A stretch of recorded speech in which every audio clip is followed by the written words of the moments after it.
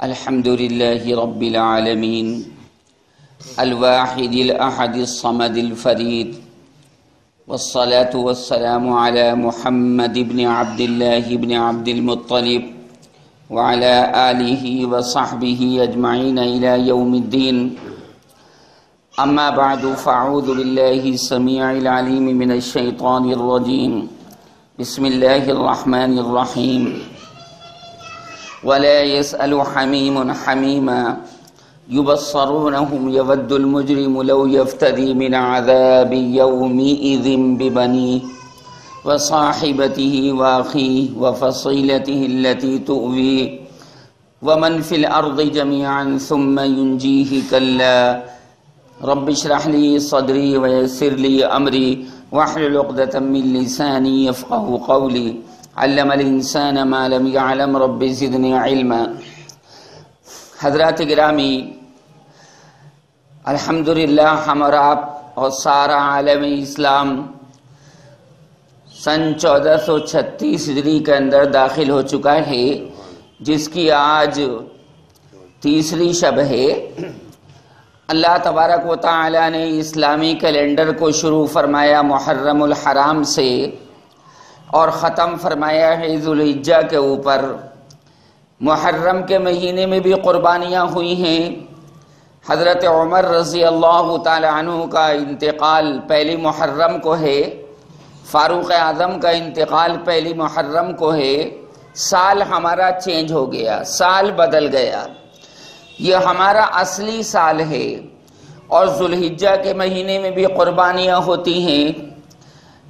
چنانچہ اللہ تبارک و تعالی ان بندوں کو ہی پسند کرتا ہے جو جان مال اور نفس کی قربانی اللہ کی راہ میں پیش کرتے ہیں. نہ گرمی برداشت کرتے ہیں، نہ جناب سردی کا کوئی احتمال ان کے دل میں رہتا ہے، نہ برسات کا.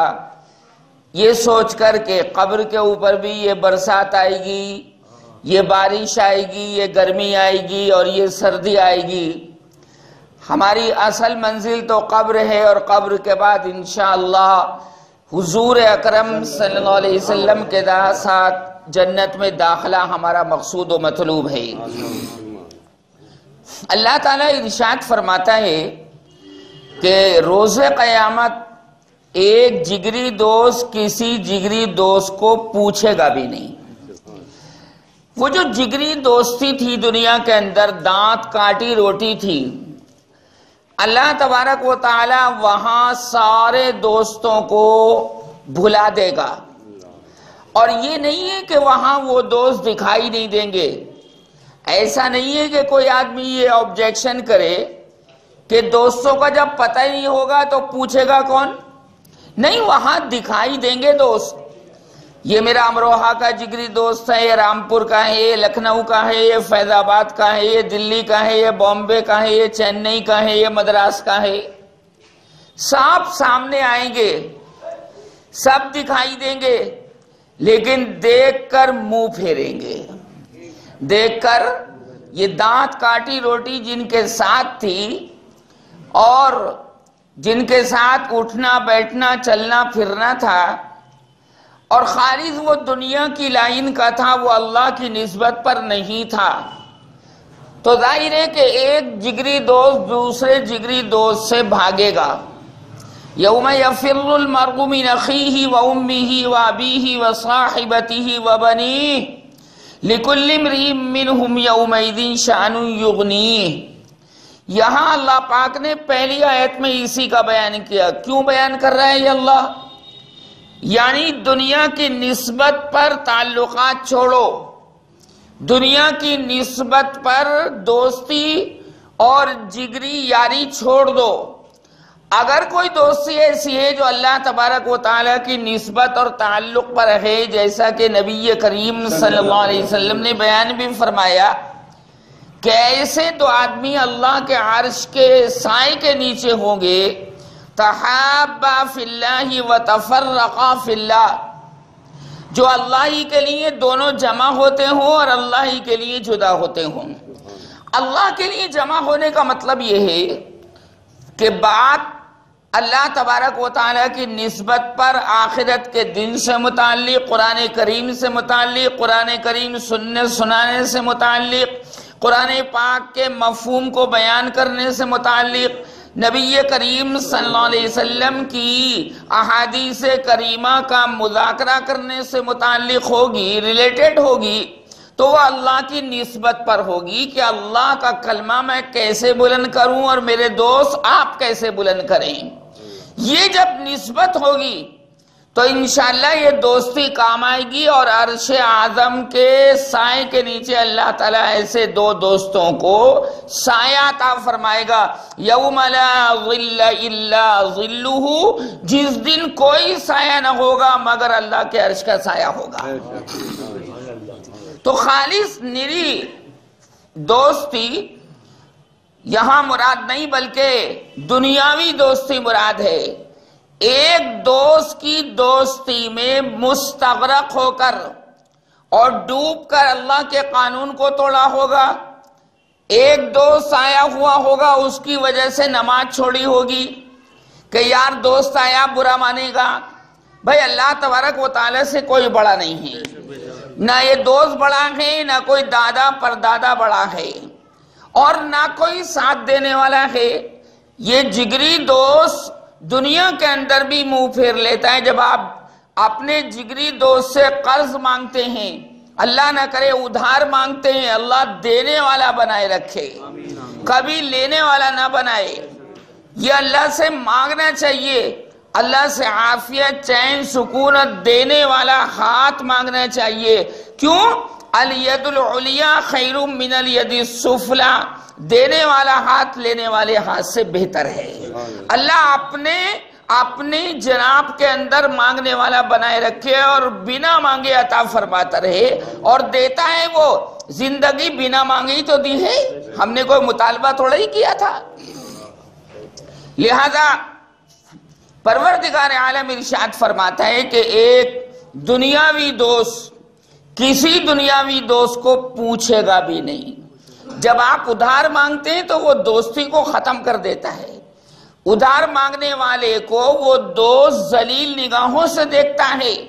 اس لیے فرمایا گیا مشائخ کی طرف سے، علماء کی طرف سے، نصیحت کرنے والوں کی طرف سے کہ القرض مقراض المحبت، قرض ادھار مانگنا محبت کی قینچی ہے۔ دو دوست جدا ہو جاتے ہیں کہ آج یہ میرے سے مانگنے سے آیا، میرے لیے یہ چیز لے کر آیا ہے، مجھ سے مانگنے کے واسطے آیا ہے، محبت ختم ہو جاتی کیونکہ وہ دنیا سے متعلق تھی۔ اگر اللہ تبارک و تعالیٰ سے متعلق ہوتی تو یہ اس کے لیے قربانی دیتا اور وہ اس کے لیے قربانی دیتا۔ جیسے حضرات کے صحابہ کرام رضوان اللہ تعالی علیہم اجمعین کا مسئلہ تھا، سلمان فارسی اور ابو دردہ رضی اللہ تعالی عنہ کے درمیان بھائی چارہ بھی قائم کیا تھا حضور اکرم صلی اللہ علیہ وسلم نے کہ سلمان آج سے تم ابو دردہ کے اور ابو دردہ تمہارے بھائی ہیں۔ اسلامی اخوت اور اسلامی بھائی چارہ پیدا فرمایا دونوں کے درمیان حضور اکرم صلی اللہ علیہ وسلم نے۔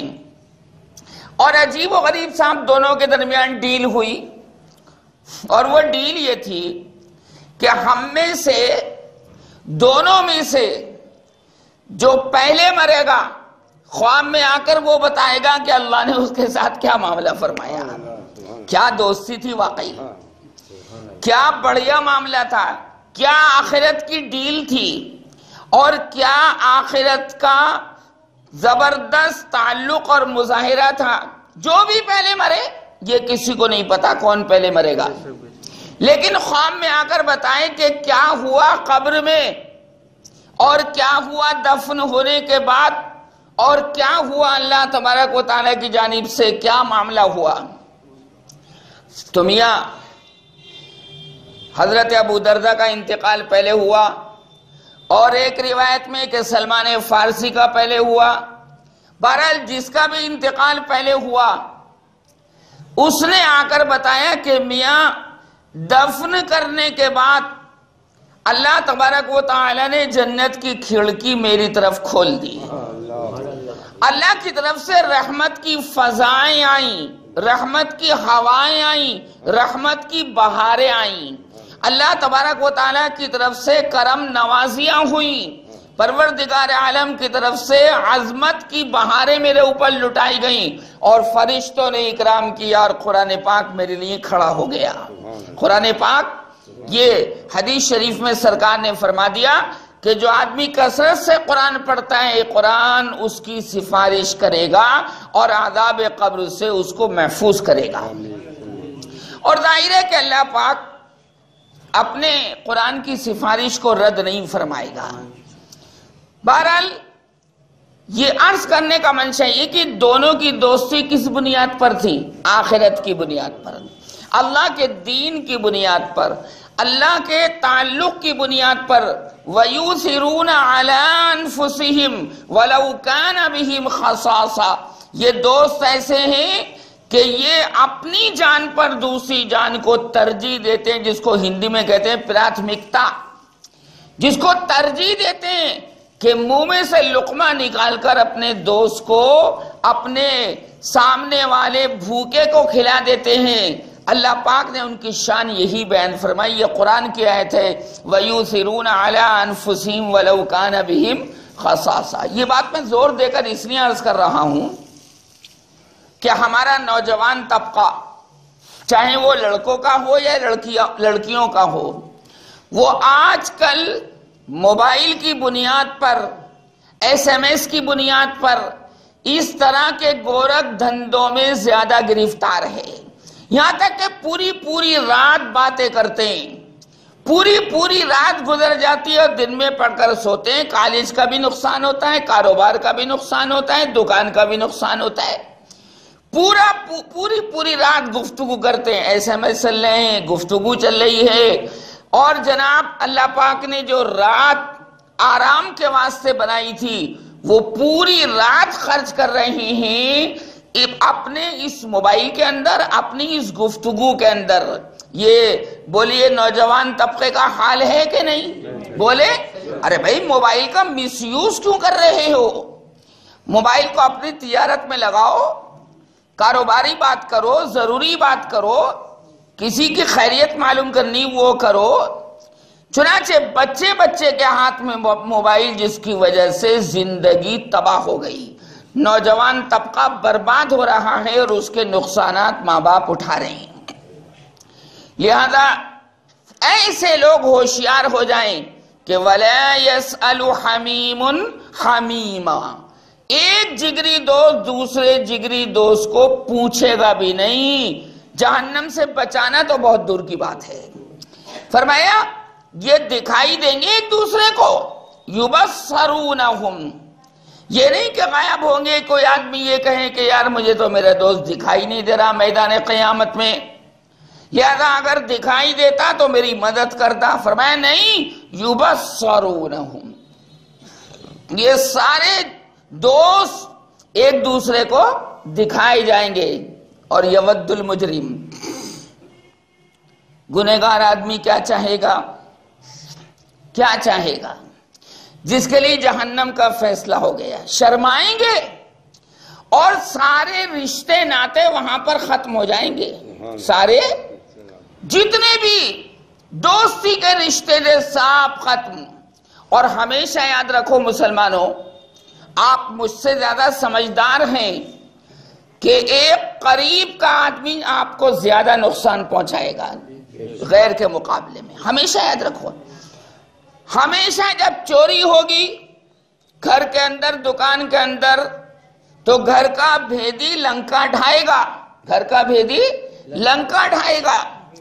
وہ آپ کے سلسلے میں چوروں کو، ڈکیتوں کو معلومات دے گا، فلاں جگہ تجوری رکھی ہے، فلاں جگہ چابی رکھی رہتی ہے، وغیرہ وغیرہ، فلاں جگہ زینہ ہے، فلاں جگہ سے تم اتر سکتے ہو، یہاں سے کومل کر سکتے ہو۔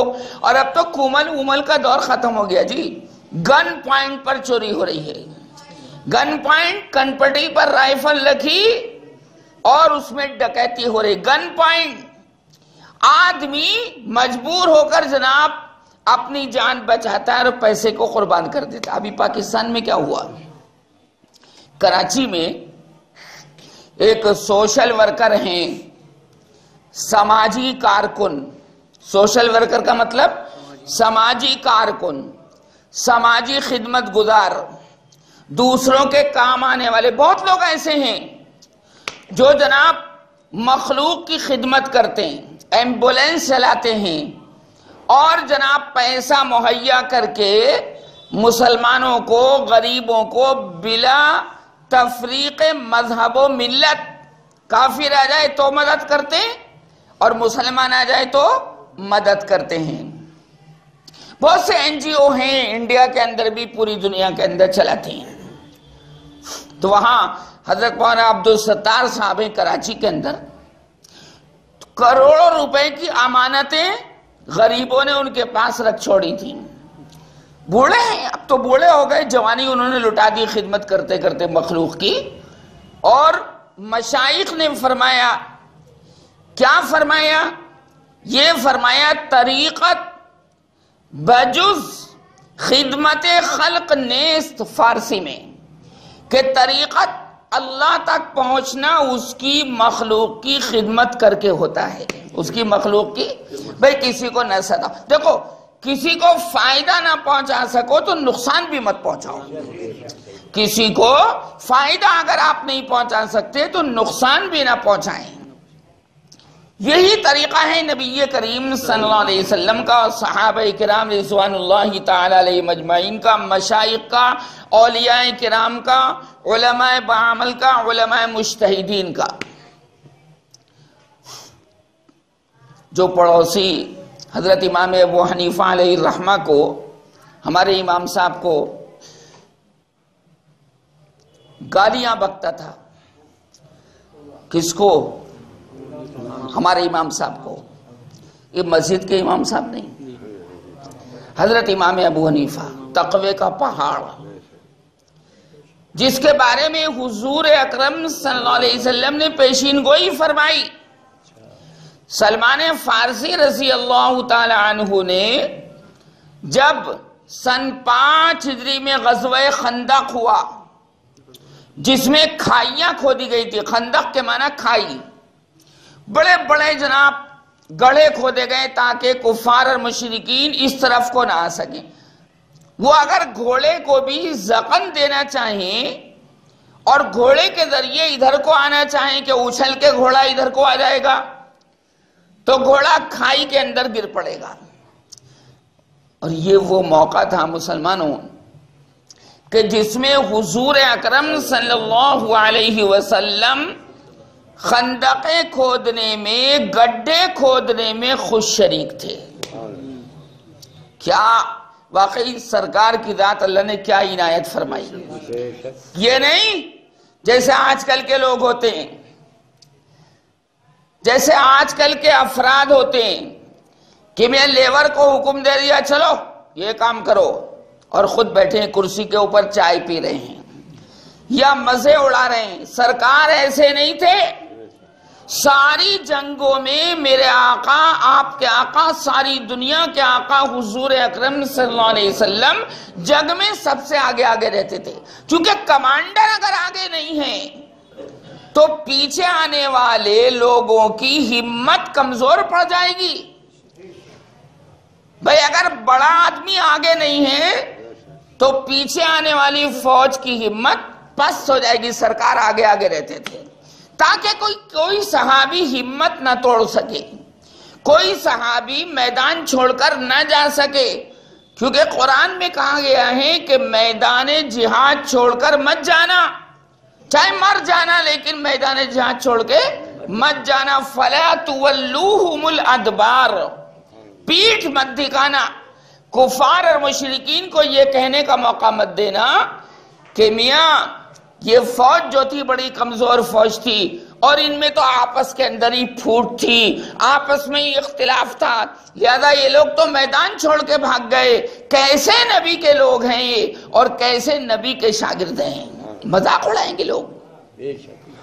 لیکن صحابہ نے موقع نہیں دیا، صحابہ نے دنیا والوں کو یہ کہنے کا موقع نہیں دیا، بلکہ وفادار بن کے رہے۔ کیسے وفادار؟ تن من دھن کی قربانی دے دی لیکن سرکار کا دامن نہیں چھوڑا. زور سے بولو صلی اللہ علیہ وسلم. تو سمجھتے تھے کہ ایسی شخصیت ملنے والی نہیں جو غریبوں کا سہارا، غریبوں کا ملجا اور ماوا، یتامہ اور مساکین کا مددگار نہیں ملنے والی. وہ اپنے سارے دکھ حضور اکرم صلی اللہ علیہ وسلم کے پاس آ کر رکھتے تھے اور جناب فائدہ اٹھاتے تھے. قرآن میں ہے، ابھی بتاتا ہوں آپ کو. تو سلمان فارسی رضی اللہ تعالی عنہ نے مشورہ دیا حضور اکرم صلی اللہ علیہ وسلم کو. آپ نے پوچھا کہ سلمان تم بتاؤ تمہارا کیا مشورہ ہے؟ سارے مدینے کے چاروں طرف فوجیں کافروں کی اکٹھی ہو گئی تھی. کون سے غزوے کا ذکر کر رہا ہوں؟ غزوہ خندق، کھائیوں والی لڑائی.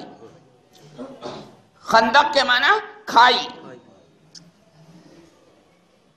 سارے مدینے کے چاروں طرف جناب مخالفین جمع تھے. بس اس انتظار میں تھے کہ مدینہ منورہ میں گھسیں اور کھیرے ککڑی کی طرح مسلمانوں کو کاٹ ڈالیں.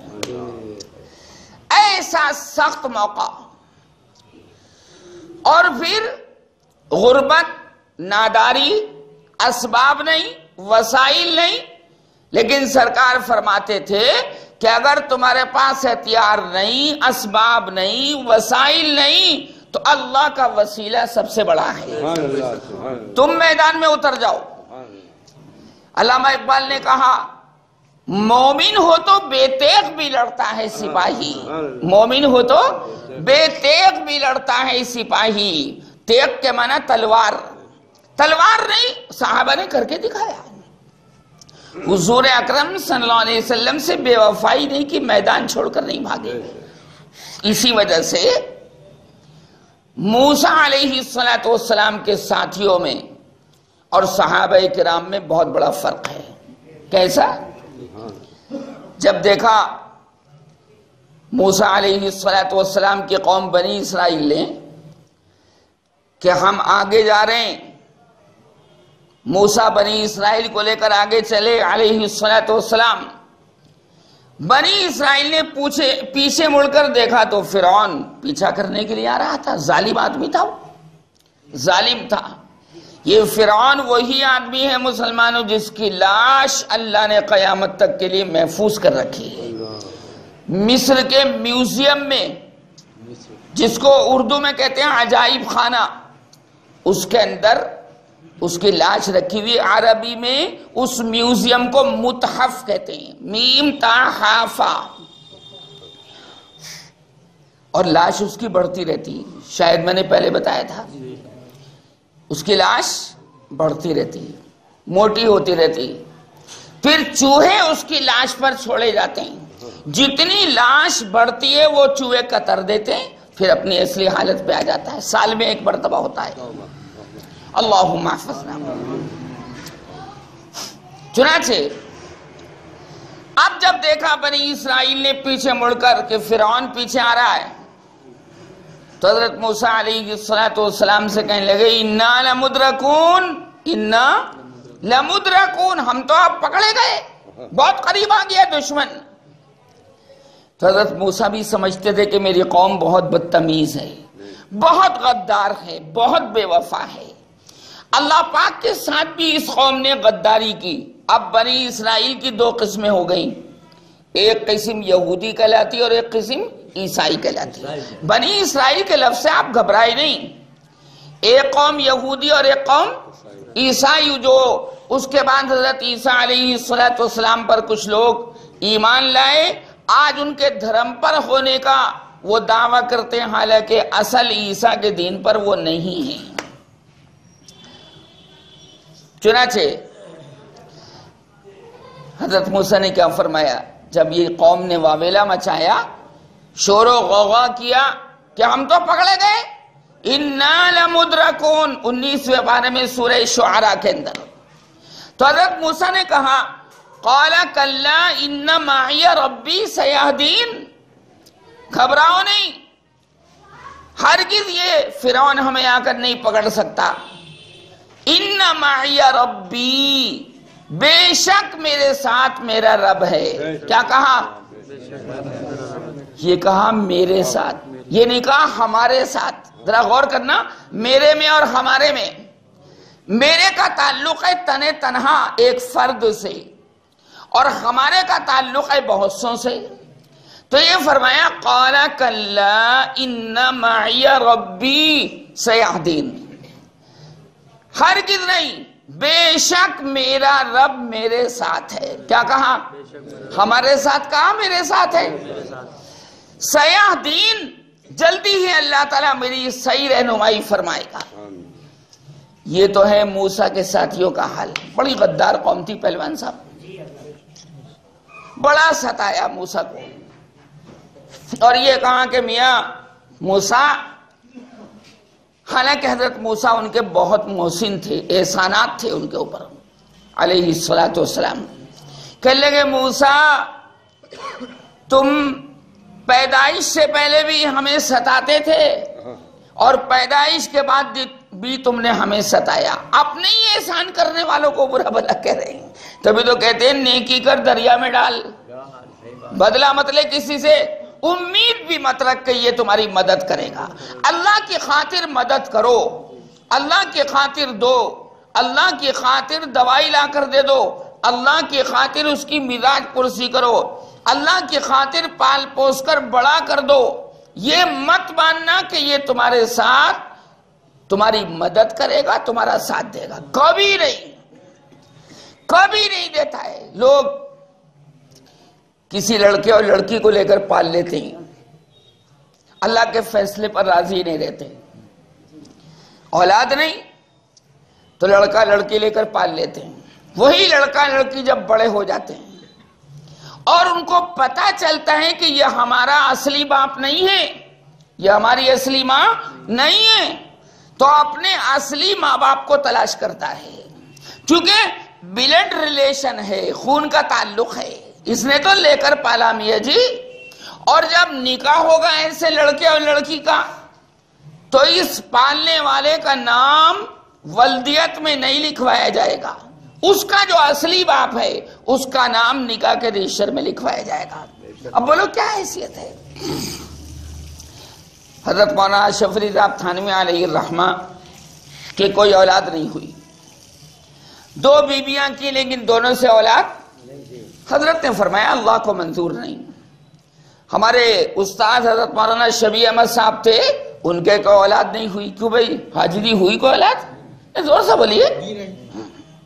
لیکن مولانا نے صبر کیا کہ اللہ کو منظور نہیں ہے، تو ظاہر ہے کہ میں اللہ کے فیصلے پر راضی ہوں، کسی لڑکے لڑکی کو لے کر نہیں پالا، بات کو وہ بغاوت کر جاتے ہیں۔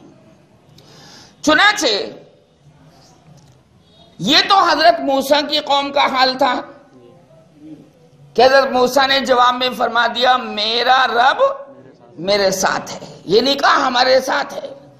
اب سرکار مدینہ صلی اللہ علیہ وسلم کے ساتھیوں کا حال دیکھیے کہ جب کفار اور مشرکین سے بچتے ہوئے آپ نے ہجرت مدینہ فرمائی، آج 1436 ہجری تو ہے نا، شروع ہو چکا نا، نیا سال شروع ہو گیا۔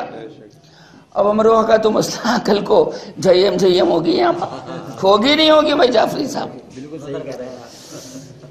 لیکن یہ پتہ نہیں مسلمانوں کو کہ پہلی محرم کو حضرت عمر فاروق کی شہادت ہے، جہاں سے اسلامی کیلنڈر شروع ہوتا ہے۔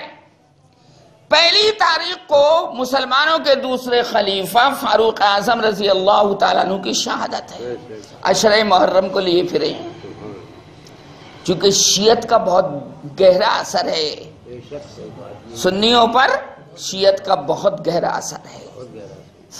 ایک زمانہ تھا کہ امروہہ کے اندر نواب آصف الدولہ کی حکومت تھی، مجال نہیں کہ کوئی سنی ایسے بھی کر سکے، تھپڑ پڑتا تھا سیدھے، اتنی مجال کہ ہمیں سلام کر لیا۔ یہ پوزیشن تھی آپ کے امروہہ کی اور قرب و جوار کی۔ یہ جاگیردارانہ نظام یہاں سے ختم ہو گیا 1947 میں، ورنہ جاگیردار جو ہوتا تھا نا جس کی زمینیں ہوتی تھی 100 بیگے 1000 بیگہ، وہ غریب کسانوں کو بانٹتا تھا کہ بھئی اس میں کھیتی باڑی کرو، تو اگر کسان آ کے سلام کر لیا جاگیردار کو تھپڑ پڑتا تھا، اتنی ہمت تیری، غریب ہو کر تو نے ہمیں سلام کر لیا۔ بولو یہ اسلامی طریقہ ہے کفریہ طریقہ ہے؟ اللہ نے ہمارے ہندوستان سے تو اس کو مٹا دیا۔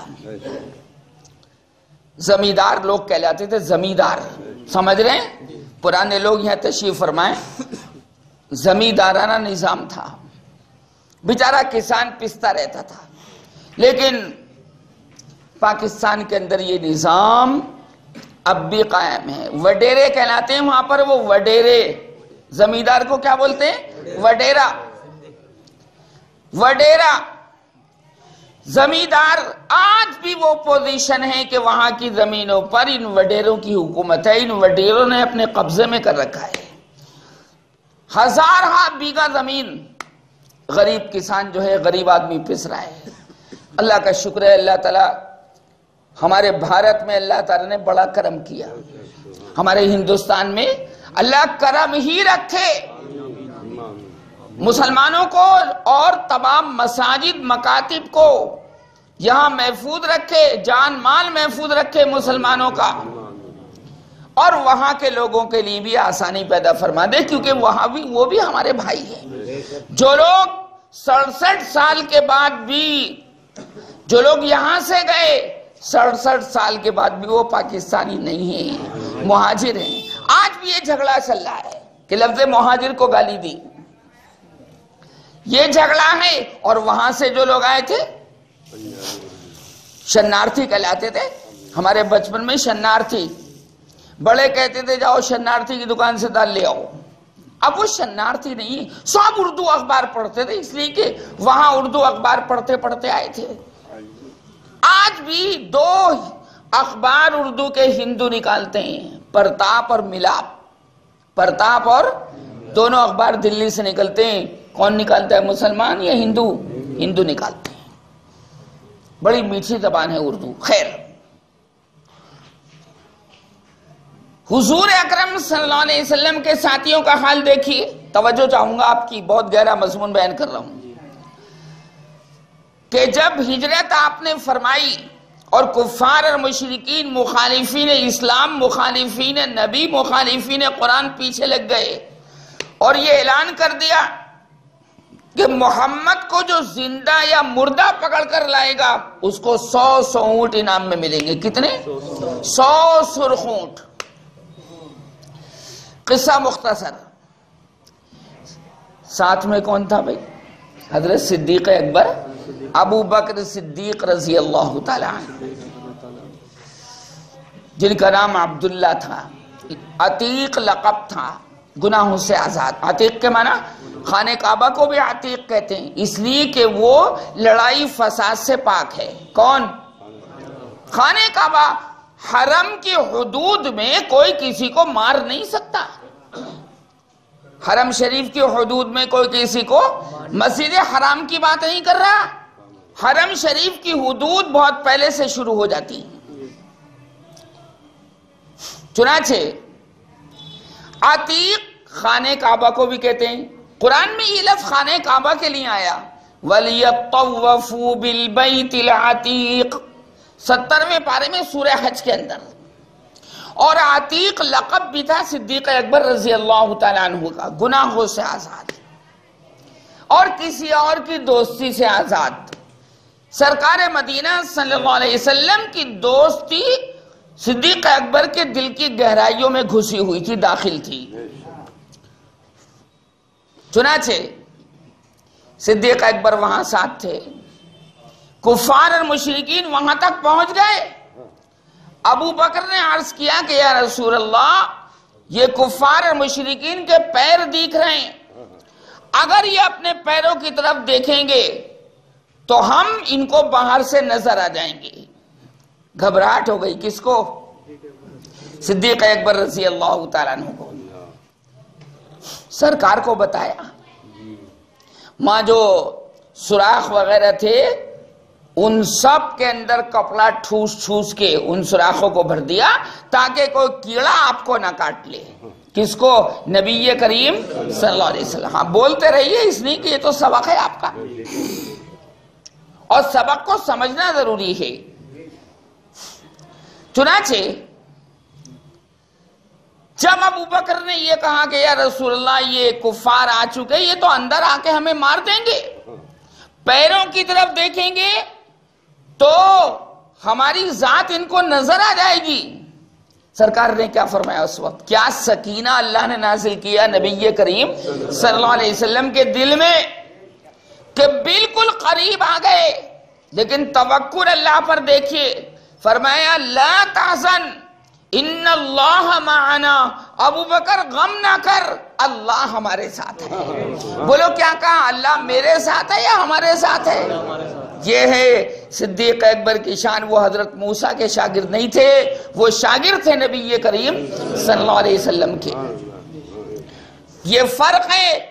قرآن گواہی دے رہا ہے، شہادت دے رہا ہے، میرے ساتھ نہیں ہمارے ساتھ ہے. اٹھا کر دیکھو 10واں پارہ سورہ توبہ کے اندر، لا تحزن ان اللہ معنا. یہ نہیں کہا ود می، یہ نہیں فرمایا، بلکہ فرمایا ود اس. کیا فرمایا؟ ود اس، ہمارے ساتھ ہے. ابو بکر تیرے ساتھ بھی اللہ ہے، میرے ساتھ بھی اللہ ہے. سمجھتے تھے کہ ابو بکر کے اندر جو صداقت و حقانیت ہے اور جو خالص دوستی ہے نبی کریم صلی اللہ علیہ وسلم سے. سرکار سمجھدار تھے نہ سمجھتے؟ سمجھدار تھے. اس موقع پر جعفری صاحب میں کہتا ہوں، اس موقع پر عرض کرتا ہوں کہ جو بھی سرکار کا عاشق زار ہوگا، پہلوان صاحب، جو بھی سرکار کا عاشق زار ہوگا اس کی ٹھوکر پہ دولت کا انبار ہوگا. کیا کہا میں نے؟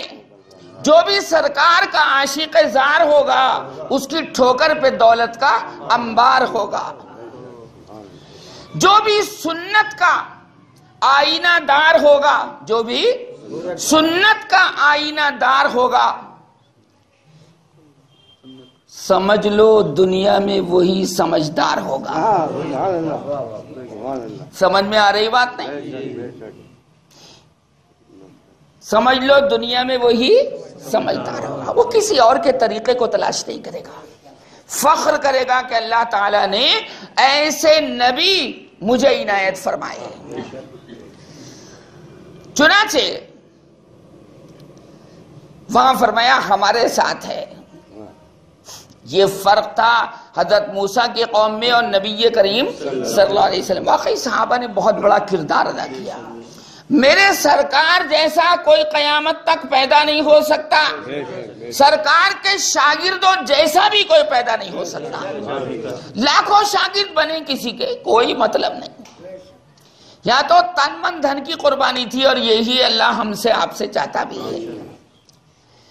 چنانچہ میں عرض یہ کر رہا تھا کہ گن پوائنٹ پر ڈکیتیاں ہوتی ہیں. تو عبدالستار ایدھی کراچی کے اندر غریبوں کی امانتیں زیورات کی شکل میں، روپے پیسوں کی شکل میں ان کے پاس ہی کئی تجوریاں تھیں ان کی. توجہ چاہوں گا پہلوان صاحب، دوستی چھوڑ دو دنیا کی خاطر. دل کس کو دینا ہے؟ اللہ کو. اللہ کام دے گا. قبر میں وہ جو اندھیرا ہوگا نا، تختے وقفے لگا کر لوگ آ جائیں گے، بالکل تنہائی، کیڑوں مکوڑوں کا گھر، اللہ ساتھ دے گا. سگا دوست کبھی جا کر بھی نہیں دیکھے گا کہ قبر کے تختے صحیح ہیں یا گر گئے، کوئی نہیں پوچھتا. جو کرنا ہے میاں جی خود کر کے لے جاؤ، کسی پر بھروسہ مت کرنا. جو کرنا ہے خود کر کے لے جانا. یہ نہیں کہ ہمارا لڑکا ہماری بیٹی ہمیں ثواب پہنچاتے رہیں گے. کچھ نہیں، جو کرنا ہے خود کر کے لے جاؤ. یہ میرے لیے بھی ہے، آپ کے لیے بھی ہے، ہر فرد کے لیے یہ بات ہے. چنانچہ غریبوں کی جناب امانتیں ان کے پاس رکھی ہوئی تھی. وہ سوشل ورکر ہیں، समाज सेवक। तो वो जनाब डाकू आए, मौलाना के की कनपट्टी पर राइफल लग दी कलाशनकोफ, और कहा कि जितनी भी रकम तुम्हारे पास है सब दे दो। बताओ तिजोरी की चाबियां कहां हैं? तिजोरी की चाबियां निकालो। अब कहां से रात के वक्त वो डकैत अंदर दाखिल हो गए? दरवाजा तो बंद था, दरवाजा बंद था, द डोर वाज क्लोज, बंद था वो। कानल बाबू मुगलकन, कानल बाबू, दरवाजा बंद था। कहां से दाखिल हो गए? तो मौलाना ने फरमाया माशाल्लाह इतनी बड़ी दाढ़ी है, वाकई वो बहुत अजीबो गरीब आदमी है। सैकड़ों तो एम्बुलेंस चल रही है वाकई उसकी फ्री में, और सैकड़ों गरीबों और यतीमों को कपड़े लत्ते मुहैया करते हैं। वो खिदमत खल्क है, ये खिदमत खल्क। ये तहज्जुद पढ़ने से अफजल है। ये किसी के दुख को दूर कर देना, किसी के दुख को रफा कर देना, किसी के रंजो गम को हंसी में तब्दील कर देना, ये तहज्जुद पढ़ने से अफजल है। क्योंकि तहज्जुद से सिर्फ आपको फायदा होगा, और खिदमत खल्क करने से हजारों आदमियों को फायदा होगा। और सरकार की हदीस पाक मौजूद है, फरमाया अल खल्क इयालुल्लाह, सारी मखलूक अल्लाह का कुनबा है। तुम उसके कुनबे के ऊपर रहम करो, उसका साथ दो, उसकी मदद करो, लेकिन इस नियत से नहीं कि ये हमारा साथ देगा। ये फिर अल्लाह के लिए काम का हुआ। भूल जाओ जिसके साथ जो नेकी की, भूल जाओ। तुम्हारा अज्र अल्लाह के जिम्मे। हर नबी ने यही कहा, इन अजरिया इल्ला अल्लाह, मेरा अज्र तो अल्लाह के जिम्मे है। हजरत हूद का आप वाक़या उठाकर देख लें।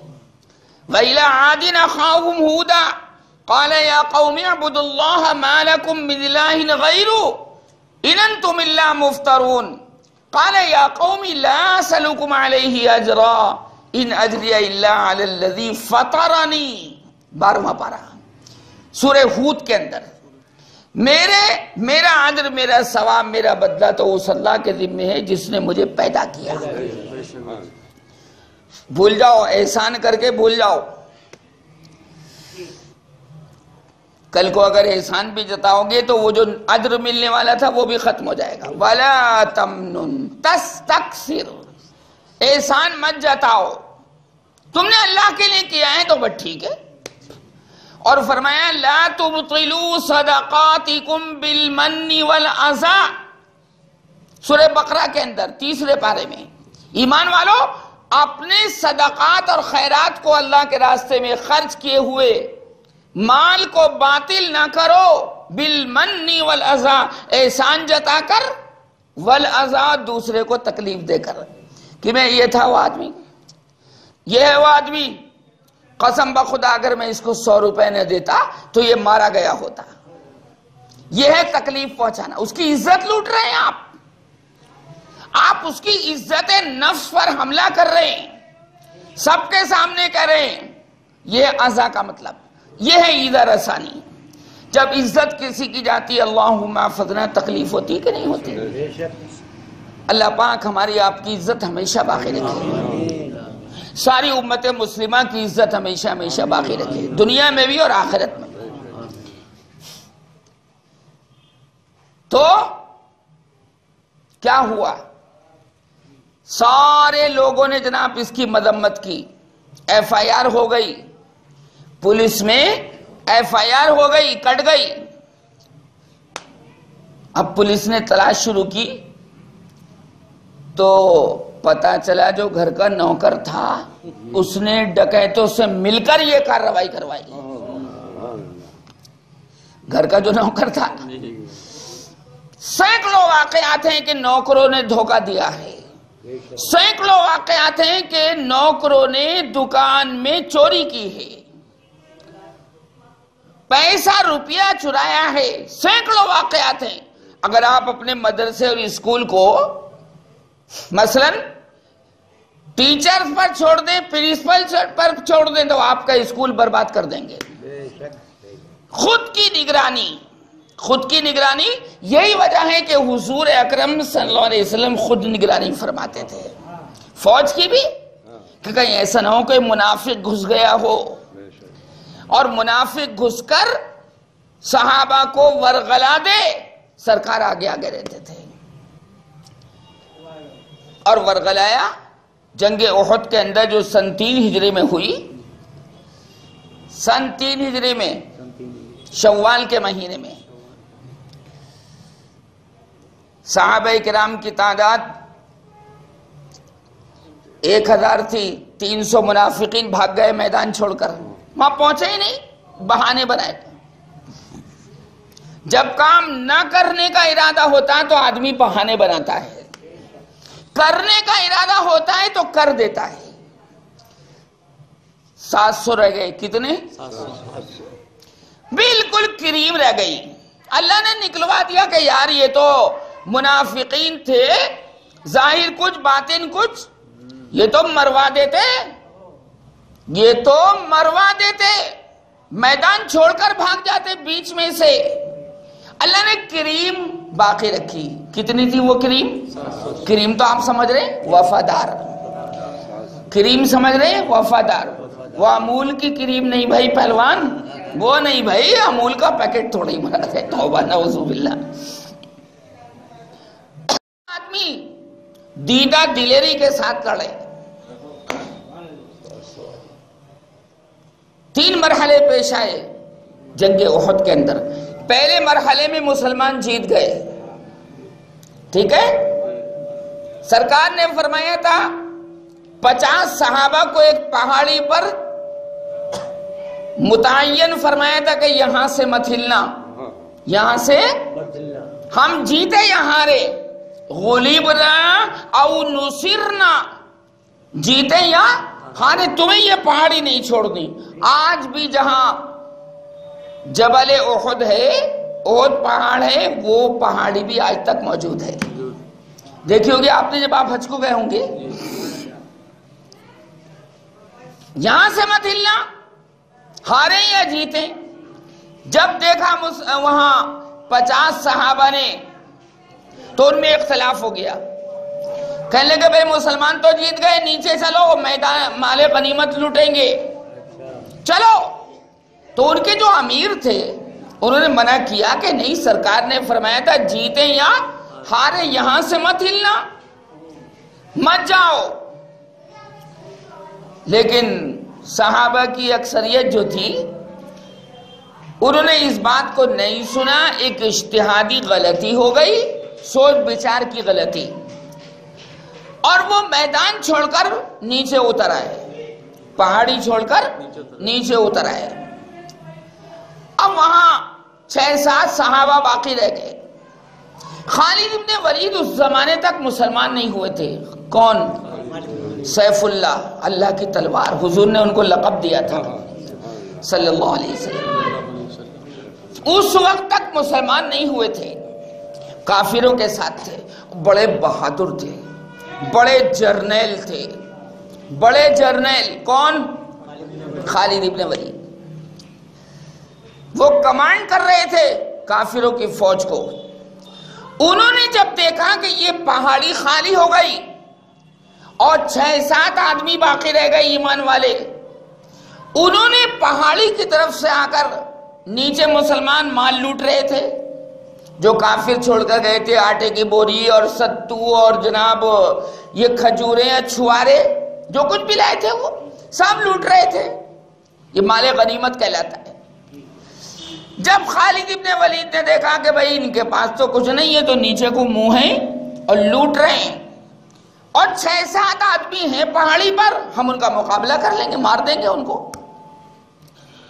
انہوں نے جو پلٹ کر حملہ کیا ہے خالد ابن ولید نے مسلمانوں کے اوپر، ادگوں میں جب آپ کے اوپر حملہ ہو جائے تو آپ ڈیفینس نہیں کر سکتے، دفاع نہیں کر سکتے، بچاؤ نہیں کر سکتے۔ بھئی آپ کسی کام کے اندر مشغول ہیں، آپ کی گردن جھکی ہوئی ہے، کچھ لکھ رہے ہیں، پیچھے سے آدمی آ جائے تو آپ کیا بچاؤ کریں گے اپنا؟ پروٹیکشن نہیں ہو سکتی، حفاظت نہیں ہو سکتی. تو وہ تو مال غنیمت لوٹ رہے تھے، انہوں نے حملہ کر دیا آ کر، اور وہ جو پہاڑی پر 6-7 صحابہ کھڑے تھے، امیر صاحب سمیت ان کو قتل کر دیا، ان کو شہید کر دیا. اب راستہ بالکل صاف تھا، راستہ. اب جو اوپر سے حملہ کیا، دیکھو نیچے سے اگر آپ اوپر کو حملہ کریں گے تو بہت مشکل پیش آتی ہے. اوپر سے جب نیچے کو حملہ ہوتا ہے تو آسانی سے ہو جاتا ہے. کیوں بھائی یہ بات صحیح کہہ رہا ہوں غلط کہہ رہا ہوں؟ زمین کے اندر اٹریکشن ہے، زمین اپنی طرف کھینچتی ہے. یہ وجہ ہے کہ آپ گیند اور بال کو اوپر اچھالتے ہیں، نیچے کو آ جاتی ہے. اچھالتے ہیں کہ نہیں؟ نیچے کو آتی ہے کہ نہیں آتی؟ زمین کھینچتی ہے اپنی طرف کو. اس میں اللہ نے کھینچنے کا مادہ رکھا.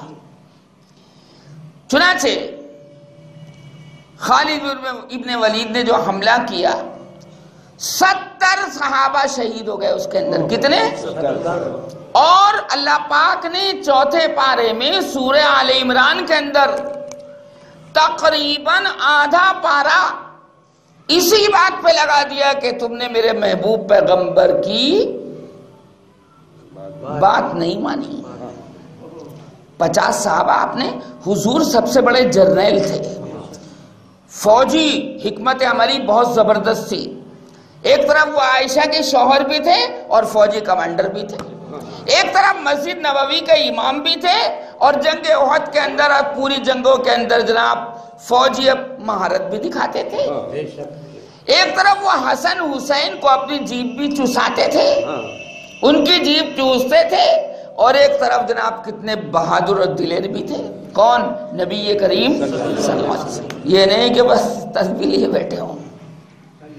حضور کبھی نہیں بیٹھے ایسے، کبھی نہیں. آپ گھومتے رہے، آپ نے مقابلہ کیا گلی گلی. آپ نے صحابہ کو جاسوس بنا کر بھیجا دنیا کے اندر، جاؤ دیکھ کے آؤ فلاں ملک میں کیا ہو رہا ہے، فلاں ملک میں کیا. اگر آدمی آنکھیں مون کے بیٹھ جائے اور دیکھے نہیں کہ میرے چاروں طرف کیا ہو رہا ہے، تو اس آدمی کو دشمن مار دیتے ہیں. پروٹیکشن بہت ضروری ہے، حفاظت کرنا. تبھی تو اللہ پاک نے فرمایا اپنے حبیب پیغمبر صلی اللہ علیہ وسلم کے ذریعے کہ رات میں آیت الکرسی پڑھ کے سویا کرو. کیوں فرمایا؟ ہر نماز کے بعد پڑھ لیا کرو. کیوں فرمایا؟ کہ آپ کے دشمن موجود ہیں. شیطان آپ کا دشمن موجود ہے، دشمن آپ کے ویسے موجود ہیں. آبادی کے اندر دشمنی پیدا ہو جاتی ہے. کیوں بھائی؟ کس نے فرمایا؟ کیا ثابت ہوا اس سے؟ پروٹیکشن کرنی ضروری ہے کہ نہیں؟ حفاظت کرنا ضروری ہے کہ نہیں اپنے آپ کی؟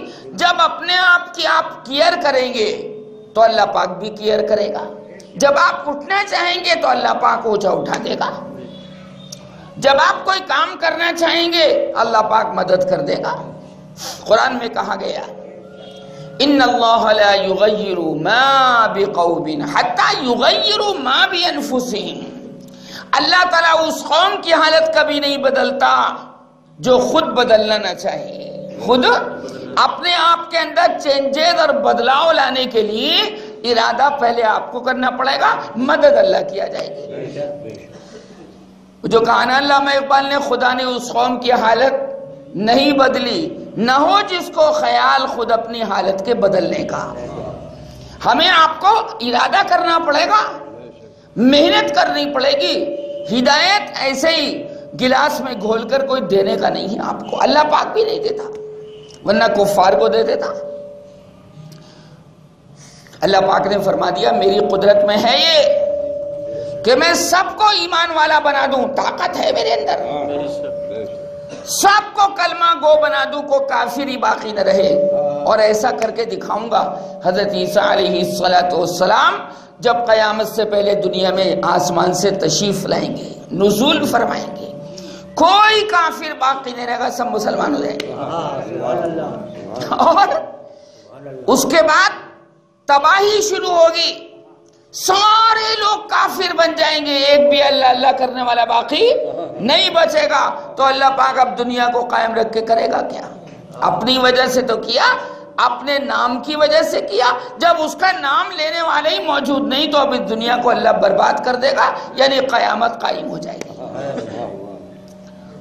اللہ پاک نے فرمایا وَلَوْ شِئْنَا لَجَمَعْنَاهُمْ عَلَى الْهُدَى، اگر ہم چاہتے تو سارے کافروں کو کلمہ پڑھوا دیتے، ہماری قدرت میں ہے یہ، ان اللہ علی کل شیء قدیر، سب کو، لیکن ہم نے چھوٹ دے دی۔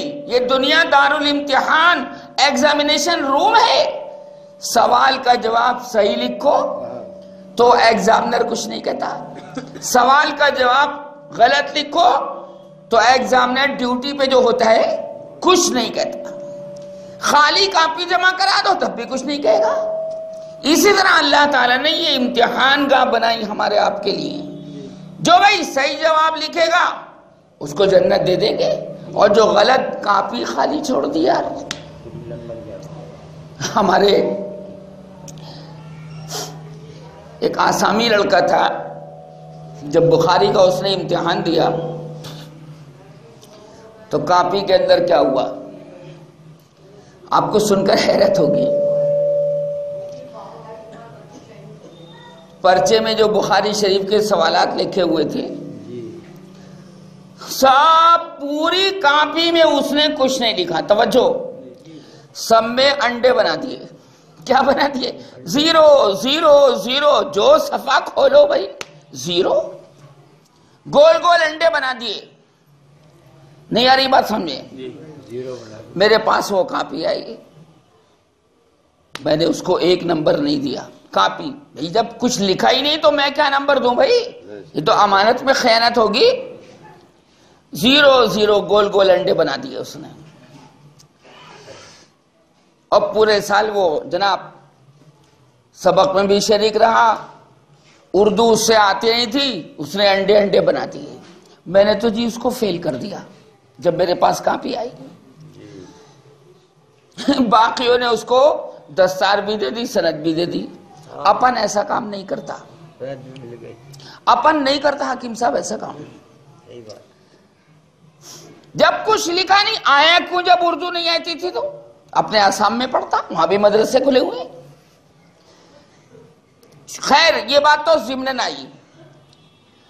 اللہ تبارک و تعالی فرما یہ رہا ہے کہ یہ مال غنیمت بٹورنے میرے آدھا پارہ خرچ کیا ہے 4تھے پارے کا، اس بات میں کہ تم نے میرے محبوب کی نافرمانی کی، کیوں ہٹے اس پہاڑی پہ سے؟ اس طرح بٹورنے میں لگ گئے کہ پیچھے مڑ کے بھی نہ دیکھا کہ کیا ہو رہا ہے۔ اذ تصعدون ولا تلوون، 4تھے پارے میں کچھ پھر نہیں تھے۔ چنانچہ خالد ابن ولید نے جو پلٹ کے حملہ کیا، اسی حملے میں حضرت امیر حمزہ بھی شہید ہوئے، جو چچا تھے نبی کریم صلی اللہ علیہ وسلم کے، وہ سید الشہداء ہیں۔ سید الشہداء، سرکار نے ان کو لقب دیا کہے گا حمزہ سید الشہداء، تمام شہیدوں کا سردار ہے۔ سرکار اگر کسی کو یہ سند دے دیں کہ یہ تمام شہیدوں کا سرکار ہے، اس سے کوئی چھین سکتا ہے؟ یہ لقب کوئی چھین سکتا ہے؟ اب شیعوں نے کیا کر دیا، حضرت حسین سید الشہداء ہیں۔ مسلمانوں کو تو پتہ نہیں نا، اس لیے میرے بھائیوں یہ پروگرام شروع کیا گیا کہ کچھ علم کے ہتھیار آپ کے پاس آئیں، پروٹیکشن کرنا آپ سے آئے۔ اللہ پاک قرآن میں کیا فرما رہا ہے، اس لیے شروع کیا گیا۔ سید الشہداء کون ہے؟ حضرت امیر حمزہ ہے، حضرت حسین؟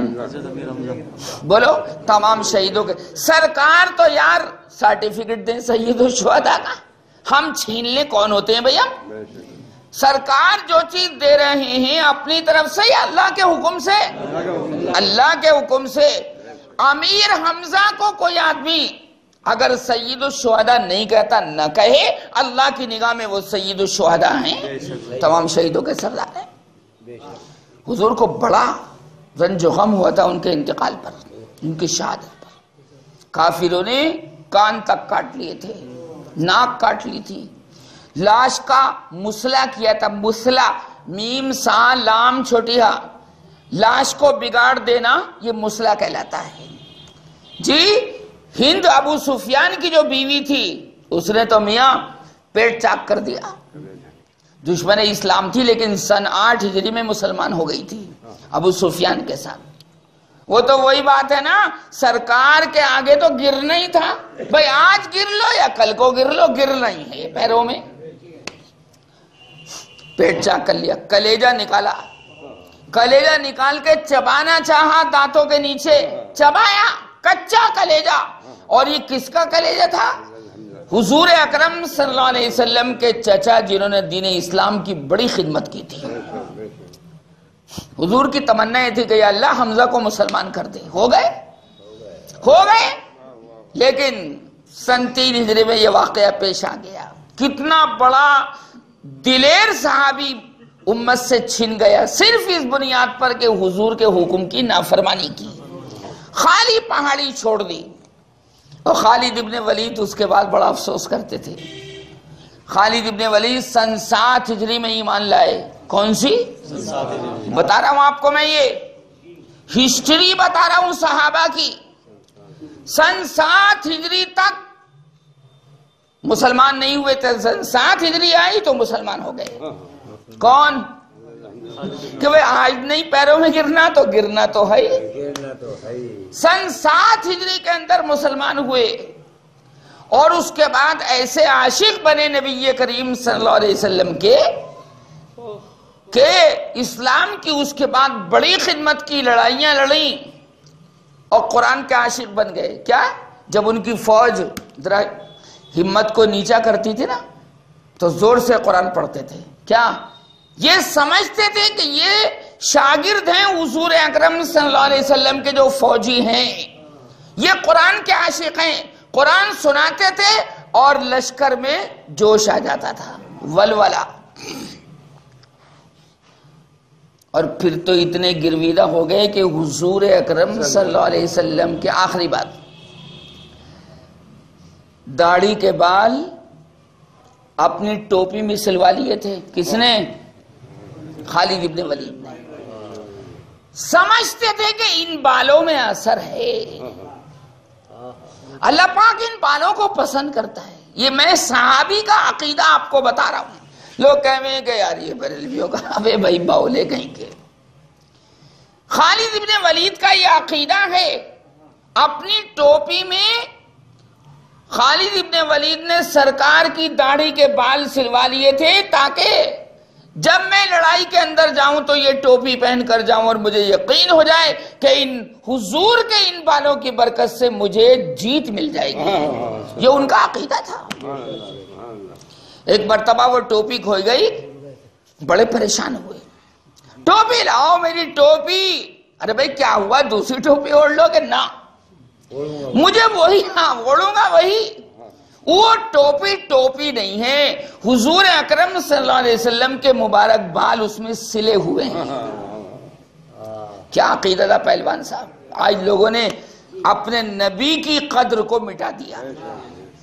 یہود و نصارہ کے نقش قدم پر چلنے لگے تو دوست تھی، کوئی دوست کسی دوست کو نہیں پوچھے گا، حالانکہ وہ سب سامنے ہوں گے.